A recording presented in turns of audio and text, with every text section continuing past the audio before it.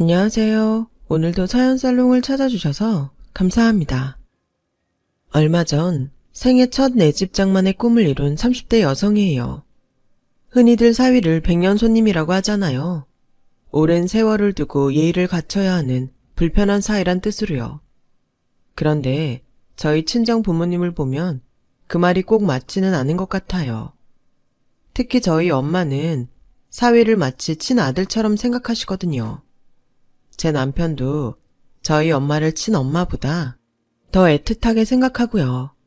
이런 걸 보면 모든 관계는 처음부터 규정되어 있는 게 아니라 상황에 따라 만들어지는 게 아닐까 생각해요.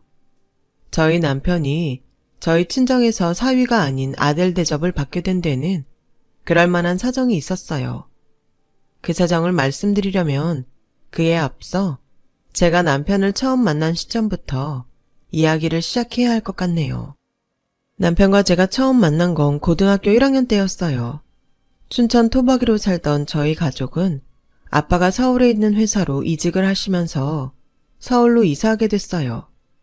그렇게 서울살이가 시작되었죠. 서울은 명절에 큰 아버지 댁에 가거나 친척 결혼식이 있을 때 몇 번 가본 게 달아서 제게는 생소한 곳이었어요. 게다가 초등학교 때부터 같이 다니던 정든 친구들과 헤어져 낯선 학교로 전학을 하다 보니 처음엔 적응이 쉽지 않더라고요. 같은 서울 지역 출신이 아니라서 더더욱 그랬는지도 모르겠네요. 왕따까지는 아니었지만 입학 후 학기가 시작된 지 한참 지난 시점에 전학을 간 거라서 이미 아이들은 무리가 지어진 상태였고 뒤늦게 그 안에 끼어들 틈이 없었거든요. 매일 밥도 혼자 먹고 등하교 때도 혼자 다닐 수밖에 없었죠. 그때 처음 제게 말을 걸어준 친구가 바로 지금의 제 남편이에요. 남편은 우리 반 반장으로 공부도 체육도 잘하는 만능 모범생이었어요. 키도 크고 얼굴도 잘생겨서 여학생들 사이에서도 인기가 많았죠. 춘천에 살 때는 초등학교를 제외하고 여중 여고에 다녔던 저는 남녀공학, 그것도 남녀 합반에 다니는 게 어색하고 불편하기도 했어요. 그런 제게 남편은 동성 친구처럼 친근하게 다가왔고 덕분에 늘 혼자 다니던 등하교 길도 외롭지 않게 다닐 수 있었어요. 우리는 5분 남짓 거리에 살고 있어서 방과 후에도 동네에서 자주 부딪히곤 했어요. 자주 보게 되니 친해지는 속도도 더 빨랐던 것 같네요. 당시 저희 엄마는 춘천에서 하던 일을 그만두고 온 상태라 전업주부로 살고 계셨는데 그래서 수업이 끝나고 집에 돌아오면 늘 엄마가 집에 계셨어요. 그날도 저는 남편과 하교를 했고 저희 집 앞까지 함께 걸어왔는데 마침 쓰레기를 버리려 대문 밖으로 나오시던 엄마랑 마주친 거예요. 안 그래도 부모님께 남편에 대한 얘기를 자주 했던 터라 엄마는 마치 이전부터 알던 사이인 것처럼 남편을 반갑게 맞아주셨어요. 그리고는 떡볶이를 만들어놨으니 들어와서 먹고 가라고 하셨죠. 늘 저희 집 앞만 오고 갔지 한 번도 집 안까지 들어와 본 적 없던 남편은 잠시 주저하는 듯 하더니 흔쾌히 저를 따라 집으로 들어왔어요. 뭘 해줘도 반응도 시원찮고 무뚝뚝한 저와는 달리 남편은 떡볶이를 먹으며 엄마한테 칭찬을 아끼지 않았어요. 거기다 저희 엄마의 취미이기도 한 섀도우 박스 액자에도 관심을 보였고 그 덕에 엄마랑 금세 친해지게 됐죠. 딸보다 살가운 딸의 친구 앞에서 엄마는 무장해제가 되었고 그날 이후 남편은 학교를 파하고 나면 을에 저희 집에 들러 간식도 먹고 숙제까지 하고 집에 돌아가는 게 일과가 됐어요. 형광등을 갈아야 하거나 무거운 짐을 옮겨야 할 때면 남편은 시키지 않아도 알아서 먼저 팔을 걷어붙였어요. 그러니 저희 엄마가 예뻐하지 않을 수가 있겠어요? 아이의 호칭도 아들이라고 부르며 저보다 더 친자식처럼 대하셨어요. 남편은 평일은 물론 주말에도 거의 저희 집에서 살다시피 했어요. 심지어 주말엔 저희 아빠랑 목욕탕도 같이 다닐 정도로 말이죠. 제 유일한 친구고 저희 부모님 모두 남편을 좋아하셨기 때문에 불편하거나 어색한 건 없었지만 가끔씩 남편의 행동에 의구심이 생기곤 했어요. 야, 넌 왜 니네 집 두고 우리 집에서 죽치고 있냐? 툭 하면 우리 집에 와 있는데 너희 부모님이 뭐라고 안 하셔? 아빠는 일 때문에 바쁘시고 엄마는 나한테 관심이 없어서 괜찮아. 비록 말은 별일 아니란 듯 심드렁하게 툭 던졌지만 사실 남편은 가족 때문에 마음에 상처가 많은 친구였어요. 남편 말대로 남편의 아빠. 그러니까 이후 제 시아버지가 되신 아버님은 회사 일이 바쁘다는 핑계로 가족한테 소홀했고 어머님은 큰아들한테만 관심을 쏟았지 제 남편은 안중에도 없었거든요. 정확히 말하면 어머님은 아들인 제 남편을 미워하셨다고 하는 게 맞는 말일 거예요. 예전에 우리 엄마가 친할머니한테 시집살이를 호되게 당했었더나 봐. 그래서 이를 갈고 살았는데 하필 내가 우리 할머니랑 많이 닮았지 뭐야. 그 덕에 할머니 사랑은 많이 받았는데 엄마 사랑은 못 받았어. 자신이 세상에서 제일 싫어하는 사람을 닮은 아들이 예쁘게 보일 리 없잖아. 반면에 형은 외탁을 해서 엄마가 엄청 예뻐하시지. 어릴 땐 그게 서러웠는데 하도 당해서 그런가 지금은 그냥 그런가 보다 하고 살아.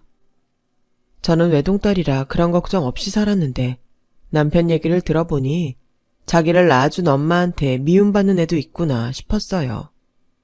물론 저로선 상상이 안 됐지만요. 아무리 미운 시어머니를 닮았다고 해도 아들은 아들인데 말이에요. 거기다 한 배에서 난 형은 엄마 사랑을 독차지하고 있다니 정말 안 됐더라고요. 아무튼 그 시절 남편은 엄마한테 못 받은 사랑을 저희 엄마를 통해 대신 받으며 살았던 것 같아요. 저희 집은 아들이 없어서 부모님이 남편을 아들처럼 여기셨거든요. 고등학생 시절 내내 붙어 다녔던 우리는 대학에 들어가서야 처음으로 떨어져 지내게 되었어요. 남편은 공부를 잘해서 2호선을 타고 명문대에 다녔고 저는 서울 끝자락에 붙어있는 여대에 다니게 됐거든요. 하지만 학교는 달라졌어도 노는 건 늘 함께였어요. 제가 거의 남편네 학교에서 살다시피 했거든요. 오죽하면 남편 후배들이 저를 자기네 학교 선배인 줄 알았을 정도였죠. 제가 남편 학교에 내 집 드나들듯 다녔던 데에는 몇 가지 이유가 있는데 그중 하나는 저희 집에서 가깝다는 거였고 다른 하나는 남녀공학이란 점이었어요. 한참 이성에 관심이 많았던 때라 남자친구 한번 만들어 보겠다고 그랬던 거였죠. 그리고 그 노력은 얼마 지나지 않아 결실을 맺었어요. 남편네 학교에 다니던 복학생 오빠랑 사귀게 되었거든요. 왜 연애를 하다 보면 주변 친구들한테 소홀해지기 마련이잖아요. 그땐 저도 그랬어요. 1년 365일을 늘 같이 붙어 다니던 남편을 떼어놓고 남자친구랑 둘이서만 돌아다니게 됐으니까요. 남자를 처음 사귀어 보는 거라 어떻게 연애를 해야 하는지 몰랐던 저는 내 기분과는 상관없이 남자친구한테 끌려다니기 바빴고 그러다 보니 성적은 떨어지고 정신적 스트레스도 날로 높아졌어요. 거기다 남자친구가 나 몰래 양다리를 걸치고 있다는 사실을 알게 되면서 최악의 상황을 맞이하게 되었죠. 그러던 어느 날이었어요. 남자친구가 전화를 했더라고요. 그리곤 평소 거만하던 말투와 달리 살살 기는 목소리로 미안하다고 사과를 하지 뭐예요. 불과 이틀 전까지만 해도 적반하장격으로 모든 걸 제 탓으로 돌리며 당당하던 놈이 말이에요. 그런데 얼마 뒤 남자친구가 사과한 이유를 알게 되었어요. 바로 제 남편 때문이었죠. 저의 한심한 연애사를 곁에서 쭉 지켜봤던 남편은 제가 남자친구의 배신으로 시리에 빠져있는 걸 보자 그 길로 제 남자친구한테 찾아가 반쯤 죽여놨던 모양이었어요. 그런데 웃긴 건 남자친구한테 자기가 제 오빠라고 했다는 거 있죠. 한 번만 더 내 동생 눈에 눈물 나게 하면 가만 안 둔다고 했다나요? 그 얘기를 듣는데 어이없으면서도 정말 이런 오빠가 있었으면 좋겠다는 생각이 들었어요. 남편 말대로 그때까지 저희는 의남매 같은 사이였어요. 남편이 1학년을 마치고 군입대를 했을 땐 저랑 저희 부모님이 음식을 싸들고 면회를 다닐 정도였으니까요. 얼마나 자주 갔는지 같은 내무반 사람들은 저희가 진짜 남편과 가족관계인 줄 알았을 정도였죠.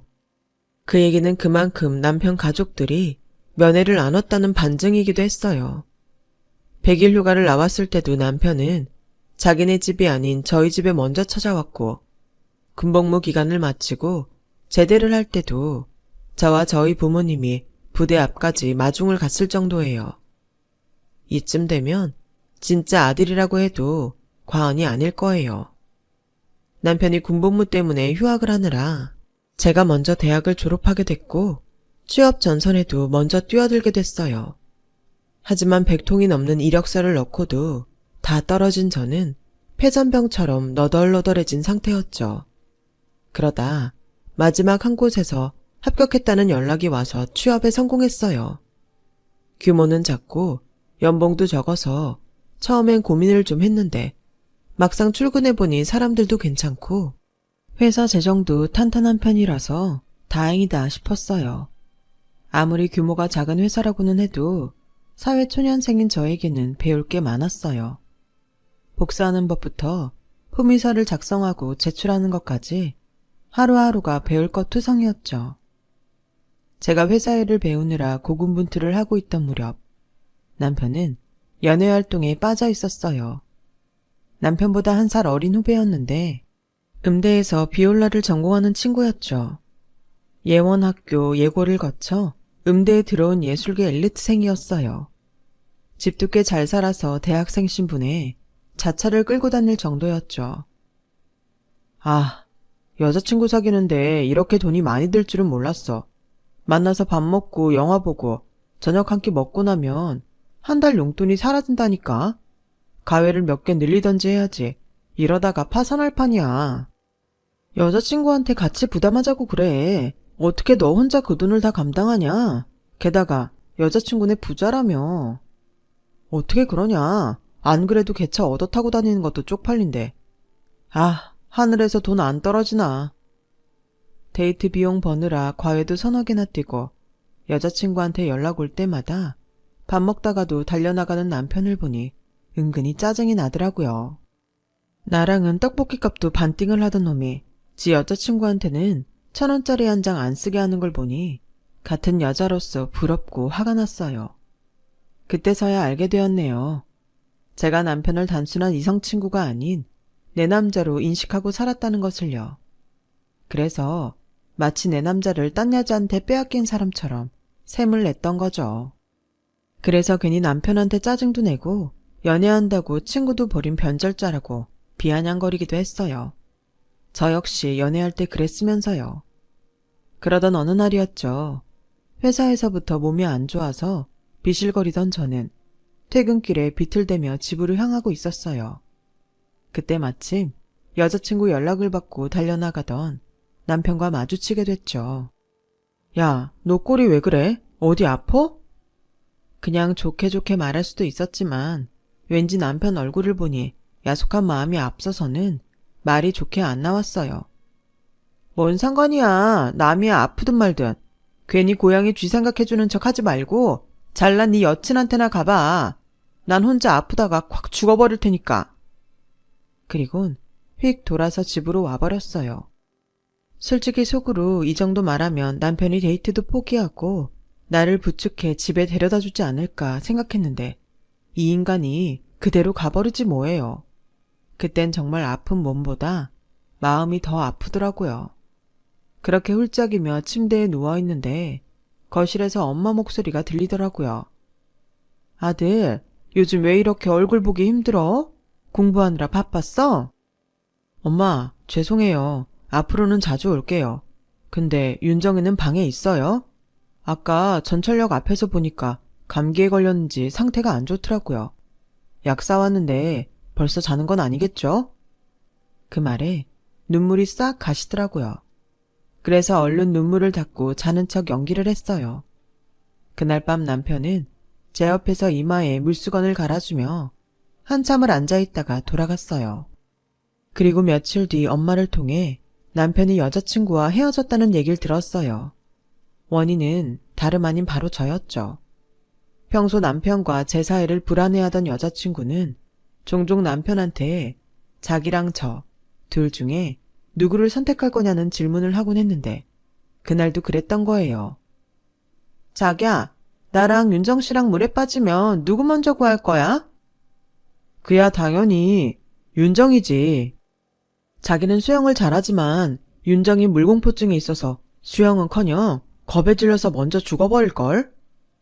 그 말에 여자친구는 불같이 화를 내곤 앞으로 그만 만나자고 하더래요. 다른 것도 아니고 나 때문에 헤어졌단 사실에 그 길로 남편을 찾아갔어요. 이 멍청아, 그럴 땐 친구가 아니라 애인을 택한다고 했어야지. 세상에 어떤 여자가 나 말고 친구를 먼저 살린다는데 좋아하겠냐? 여자가 그런 질문을 했을 땐 현실적인 대답을 듣고 싶은 게 아니라 내 남자가 오직 나만을 사랑한다는 걸 확인하고 싶었기 때문이야. 그런데 그딴 소리를 하다니 너 정말 눈치가 있긴 한 거니? 그럼 넌 어떻게 생각해? 내가 너 말고 선미를 먼저 구해도 아무렇지 않겠어? 생각지 못한 남편의 질문에 전 그만 말문이 막혀버렸어요. 솔직한 심정으로 남편이 나를 먼저 구해주길 바랬거든요. 남편은 진지한 표정으로 말했어요. 아무리 생각해도 난 널 먼저 구하고 싶어. 내가 이 질문의 의도를 몰라서 그렇게 대답한 게 아니라 나는 내 마음에 솔직했던 거야. 그래서 선미한테 차이려고 일부러 솔직하게 대답한 거였고 너도 대답 못하는 걸 보니 나랑 같은 마음인 것 같은데 아무래도 우리 친구는 그만하는 게 좋겠다. 그냥 오늘부터 사귀자. 17에 만나 26이 돼서야 우리는 서로의 마음을 확인할 수 있었고 의남매가 아닌 연인이 됐어요. 저희 엄마는 아들을 잃은 심정이라며 혹여 사귀다 헤어지면 내 손에 죽을 줄 알라며 장난을 치셨어요. 얼마 뒤 남편은 졸업을 앞두고 취업에 성공했어요. 역시나 명문대 출신에 스펙까지 좋아서 그런가 대기업에 단번에 척 붙더라고요. 하지만 대기업이든 중소기업이든 신입사원의 첫 회사 생활은 힘들긴 마찬가지였어요. 모든 게 생소하고 하루하루가 실수 연발이니까요. 그래서 사회 선배인 제가 많은 지도 편달을 해두었죠. 친구에서 연인이 되자 남편은 자기가 데이트 비용을 다 대려고 하더라고요. 이전 남편의 연애 때 돈 때문에 마음고생을 했던 걸 아는 저는 차라리 데이트 비용 통장을 만들자고 했어요. 똑같이 돈을 넣어두고 쓰면 서로에게 부담도 안 되고 좋지 않겠냐고요. 처음엔 싫다고 하던 남편은 첫 월급을 타자 통장에서 스치듯 사라지는 돈을 확인하곤 군말 없이 데이트 통장을 만들었어요. 그렇게 3년 넘게 연애를 하는 사이 데이트 통장 외에도 통장이 더 생겼는데 바로 결혼 통장이었죠. 아무리 눈 씻고 찾아봐도 이보다 마음이 잘 맞는 사람이 없다는 걸 깨달은 우리는 연애 1년 차에 접어들면서 결혼 약속을 했거든요. 부모님들께 손 안 벌리고 우리 돈으로 결혼해서 10년 안에 내 집 마련에 성공하는 게 우리 부부의 야무진 꿈이었어요. 그 꿈을 이루기 위해 쓸데없는 지출은 줄여나갔죠. 그리고 드디어 29이 되던 해 부모님들께 결혼 허락을 받았어요. 시댁에서 저희가 알아서 결혼 날짜를 잡으라고 하셔서 남편과 저는 휴가를 받을 때 눈치가 덜 보이는 날로 골라 결혼식 날짜를 잡았어요. 그런데 날짜를 잡고 일주일도 안 돼서 아버님이 교통사고를 당하신 거예요. 연락을 받고 남편과 가족들이 병원에 도착했을 땐 이미 숨을 거두신 후였고 그 일로 저는 어머님께 죄인 취급을 받게 되었어요. 결혼 날짜가 잡히자마자 이런 일이 생긴 건 다 너 때문이다. 네가 내 남편을 잡아먹은 거야. 어쩔 거냐? 이제 어쩔 거냐고. 어머님은 장례식장에서 저를 떠밀며 죽은 남편 살려내려고 소리치셨어요. 남편은 그런 어머님을 막아서며 저 대신 어머님의 주먹에 맞았어요. 그 광경을 본 저희 엄마는 달려들어 한바탕 하려고 했지만 아빠가 극구 말리셨어요. 남편 잃은 충격에 누구한테라도 화를 내고 싶은 심정 아니겠냐며 이럴 땐 억울해도 참아야 한다면서요. 결국 저와 부모님은 조문도 제대로 못하고 발길을 돌려야 했어요. 장례식이 끝나고 일주일쯤 지나자 집으로 시어머니가 찾아오셨더라고요. 지난번 일을 사과하시려고 오셨나 했는데 그게 아니었어요. 장례 치른 지 얼마 안 됐는데 같은 해 결혼식을 할 수는 없잖아요. 게다가 원래 9세엔 결혼은 하는 게 아니에요. 그래서 말인데 결혼은 미뤘으면 합니다. 생각 같아선 이 결혼 미루고 싶지만 애들이 죽고 못 산다니 어쩝니까? 그러니 제 뜻 따라주셨으면 합니다. 어머님은 거의 강제에 가까운 통보를 하고는 돌아가셨어요. 그 바람에 엄마는 화가 잔뜩 났죠. 그냥 결혼식 미루자고 하면 될 일을 결혼 미루고 싶다는 소린 왜 해?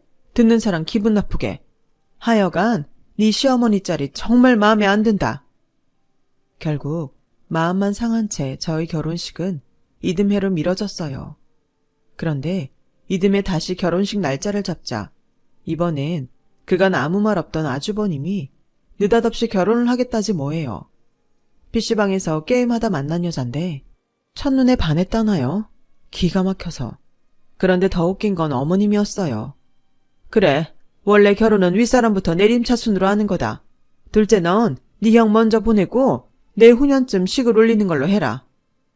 엄마, 갑자기 이러면 어떡해요. 우린 1년 기다렸다가 하는 건데 형이 내년에 하면 되잖아요. 아니면 올해 같이 하든가요. 그걸 말이라고 하니? 어떻게 한 해에 둘이나 식을 올려? 그랬다간 주위에서 얼마나 욕하는지 알아? 암튼 내 뜻은 안 바뀌니까 싫으면 니들 결혼 그만둬라. 나도 내 남편 잡아먹으면 며느리로 드리고 싶지 않으니까. 엄마, 아빠 돌아가신 거랑 윤정이랑 무슨 상관이 있다고 자꾸 이러세요. 제발 말도 안 되는 걸로 사람 잡지 마시라고요. 아이고, 여자한테 올려서 엄마한테 핏대 세우고 달려드는 것 좀 봐. 아주 니네 할머니 똑 닮았구나. 지긋지긋한 그 얼굴 떠올리기 싫으니 눈앞에서 사라져. 어머님은 끝까지 말도 안 되는 고집을 부리며 결혼을 미루라고 하셨어요. 그렇게 우리는 또 한 번 결혼식을 미루게 되었고 남편은 저희 부모님께 죄송하다고 고개를 조아려야 했어요. 그런데 한 달도 안 돼서 아주버님이 느닷없이 파혼을 당했지 뭐예요. 이유를 물어봐도 말하기 싫다면서 이불을 뒤집어 쓰고 방에서 안 나왔어요. 한두 살 먹은 애도 아니고 30이 넘은 남자가 이게 말이 되나요? 그런데도 어머님은 그런 아들을 혼내지는 못할 망정 이번에도 모든 걸 제 탓으로 돌리더라고요. 이게 다 집안에 못 들일 걸 들여서 이런 일이 연달아 일어나는 거다. 지가 우리 집에 시집 온다고 하기 전엔 이런 일은 없었다. 아, 내가 생전에 무슨 죄를 지었길래 이런 요물을 며느리로 들이게 된 건지. 아주 곡을 하시며 제 욕을 하셨어요. 그러자 참다 못한 남편이 버럭 소리를 질렀어요. 엄마, 언제까지 이럴 거예요? 나 하나 미워하는 것도 모자라 이젠 내 아내 될 사람한테까지 이러냐고요. 다 큰 어른이 돼선 섣불리 결혼하겠다 난리치다가 잘 안 되니까 문 걸어 잠그고 나 몰라라 하는 형을 탓해야지. 왜 이 사람 탓을 하냐고요. 윤정이가 동네 북이에요? 엄마 기분에 따라 두들기는 북이냐고요. 저요, 지금까지 엄마가 하라는 대로 다 해드렸는데요. 제 결혼만큼은 더는 양보 못해요. 엄마가 뭐라든 우리 결혼할 거예요.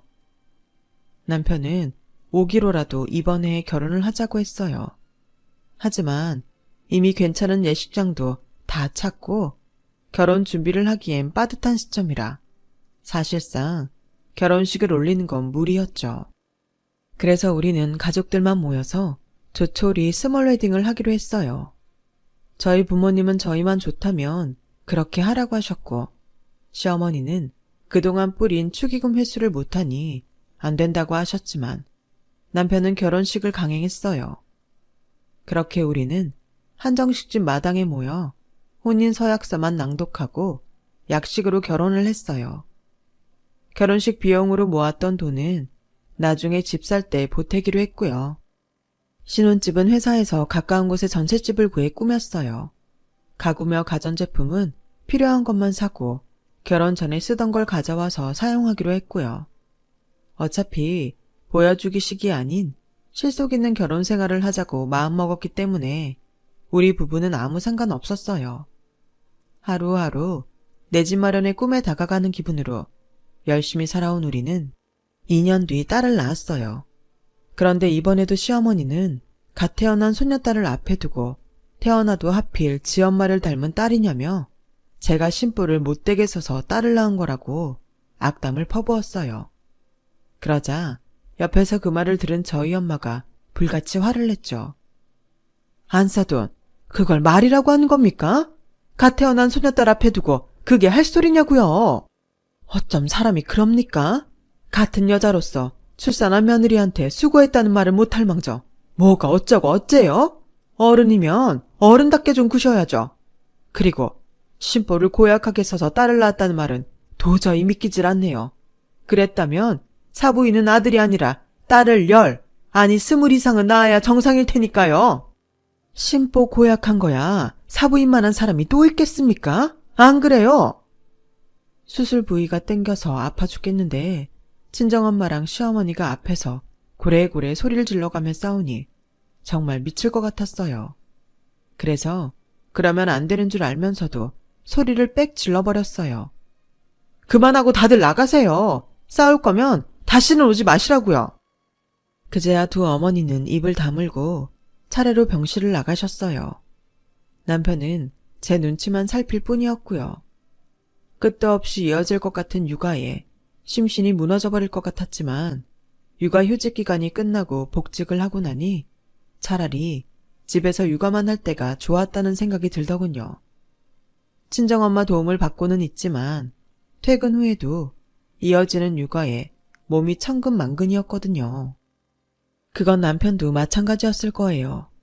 남편도 똑같이 육아와 살림을 나눠서 했으니까요. 그렇게 1년이 지나고 딸아이 돌잔치를 하게 되었어요.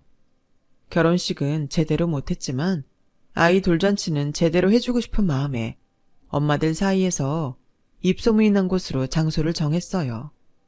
다행히 별 탈 없이 식이 진행됐고 돌잡이 순서가 되었어요.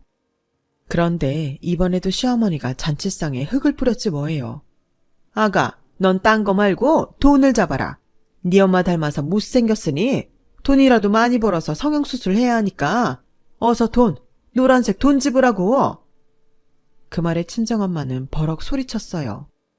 이놈의 옆에 내가 미쳤나? 어떻게 어린 소녀딸한테 망발이에요? 뚫린 입이라고 아무 말이나 해도 되는 줄 알아요? 나이값 좀 하세요. 아니, 내가 틀린 말 했습니까? 못생긴 걸 못생겼다고 하는데 뭐가 잘못이란 겁니까? 하긴 내 손녀가 못생긴 게 누구 탓이겠습니까? 다 사부인 탓이지. 그러니 사부인이 소녀딸 성형수술비 내주면 되겠네요. 견원지간처럼 얼굴만 마주쳤다 하면 으르렁대는 두 어머니는 결국 소녀딸 돌잔치에서도 치열하게 싸워댔어요. 그 바람에 딸아이는 자지러지게 울음을 터뜨렸고 돌잔치는 반강제로 막을 내리게 되었어요. 우거지상으로 집에 돌아오는데 남편이 제 손을 꼭 잡아주더라고요. 그 바람에 참았던 눈물이 쏟아졌어요. 말도 많고 탈도 많은 결혼 생활이 이어지는 동안 저와 남편은 서로를 의지하며 버티는 수밖에 없었어요. 세월이 흘러 딸아이가 5살이 되었을 무렵이었어요. 40이 넘은 아주버님이 드디어 장가를 가시게 된 거예요. 그것도 무려 17살이나 어린 25살짜리 여자랑 말이죠. 시어머니는 이세를 생각하면 여자는 젊을수록 좋다며 춤까지 추셨어요. 반면에 저는 입장이 곤란해졌어요. 저랑 띠동갑인 손윗 동서라니 생각만 해도 뒷목이 뻐근해지더라고요. 거기다 아주버님은 그 나이 먹도록 변변히 모아둔 돈도 없어서 결혼식을 할 때도 저희한테 손을 벌리더라고요. 당장 신혼집 구할 돈이 없다며 1억만 빌려달라는데 어이가 없어서 혼났어요. 우리는 애까지 키우며 허리띠 졸라매고 살 때 욜로니 뭐니 떠들면서 자기가 하고 싶은 거 다 하고 살더니 이제 와서 돈을 빌려달라니 너무 뻔뻔하잖아요. 그래서 제가 총대를 메고 한마디 했죠. 아주버님, 그건 곤란해요. 아주버님이야 아직 애도 없으시지만 저희는 애 키우는 데에만 해도 돈 들어갈 일 투성이거든요. 그리고 저희는 결혼할 때 부모님 도움 없이 저희 힘으로 했어요. 결혼은 부모 그늘을 떠나 독립을 하는 순간인데 그것마저 주위 도움으로 하면 안 되는 거 아닌가요? 제가 이런 말 하는 거 불편하시겠지만 그래도 아닌 건 아닌 거예요. 도움 못 드려 죄송합니다. 그랬더니 집에 가서 어머님한테 뭐라고 말했는지 어머님이 득달같이 달려오셨더라고요. 내 남편 잡아먹고 내 아들 결혼까지 파투냈냐니? 뭐가 어쩌고 어째? 우리가 언제 네 돈 달라드냐?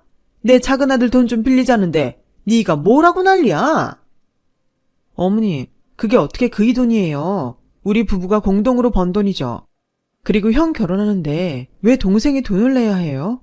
저희 결혼할 때 어머님이나 아주버님이 한 푼이라도 도와주셨어요? 아니잖아요. 그런데 왜 저희한테는 이러시냐고요. 죄송하지만 저희 그 돈 못 해드려요. 대기업 다니는 동생놈이 지형 결혼하는데 돈을 왜 못 해줘? 이날이 때까지 내가 걔를 어떻게 키웠는데? 내 자식 키운 값이다 치고 받아야겠으니까 넌 찍소리도 하지 마. 그러자 묵묵히 참고 있던 남편이 얼굴을 붉히며 한마디 했어요.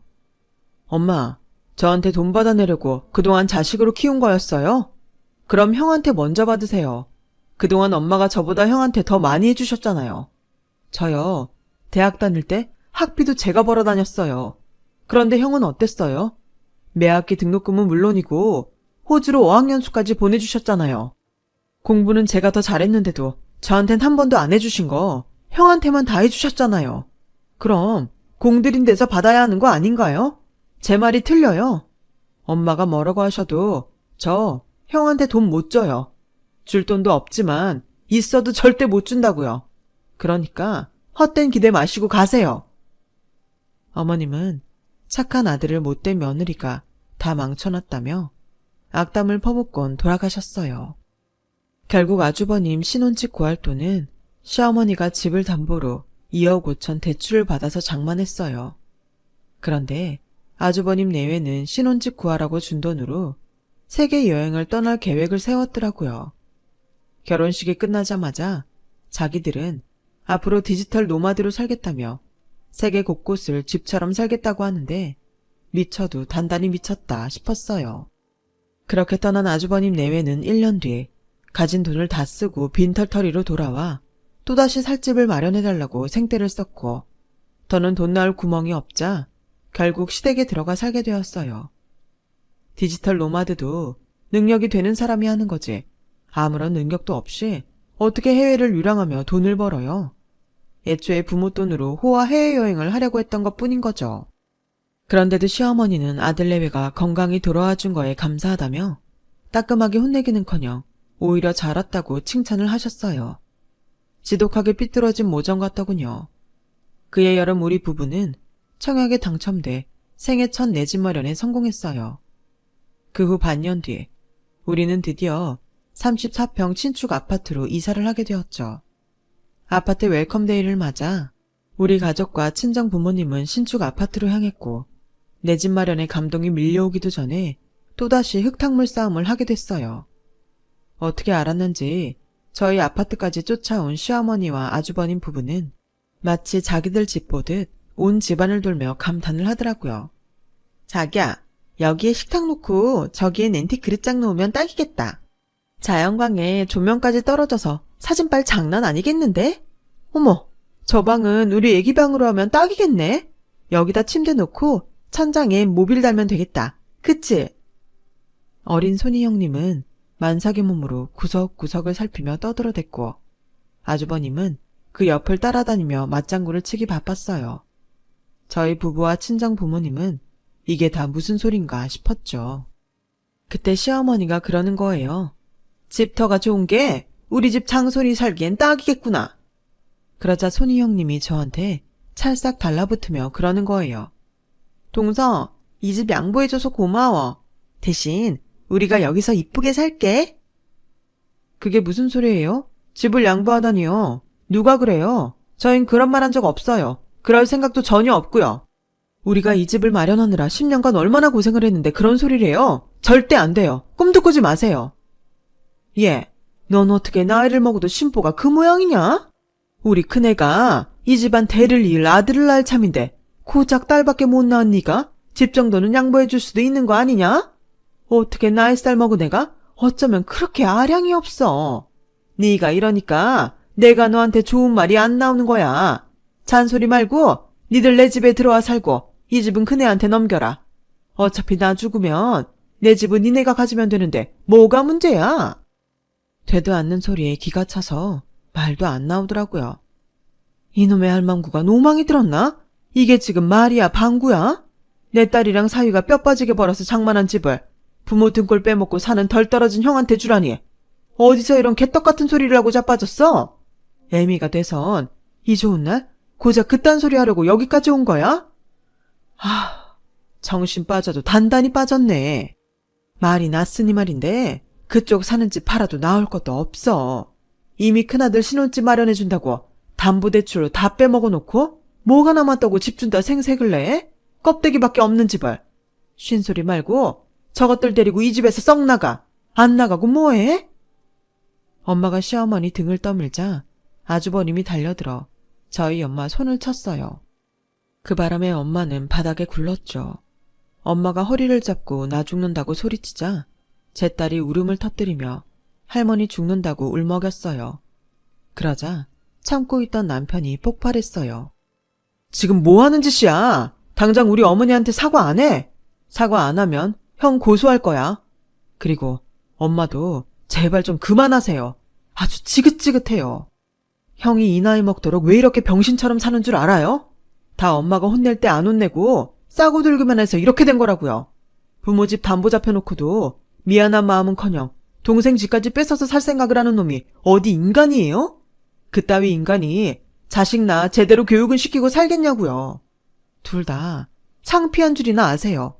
저요, 그동안 참을 만큼 참았어요. 그런데 더는 안 되겠네요. 차라리 이 자리에서 연 끊고 앞으로 남남으로 살자고요. 그러니까 다들 돌아가세요. 어서 내 집에서 나가라고요. 남편이 목이 터져라 소리치던 그때 손이 동서가 배를 움켜쥐고 비명을 지르기 시작했어요. 가랑의 사이로 양수가 흐르는 게 출산이 임박한 것 같더라고요. 그 바람에 다들 싸우다 말고 병원으로 달려갔어요.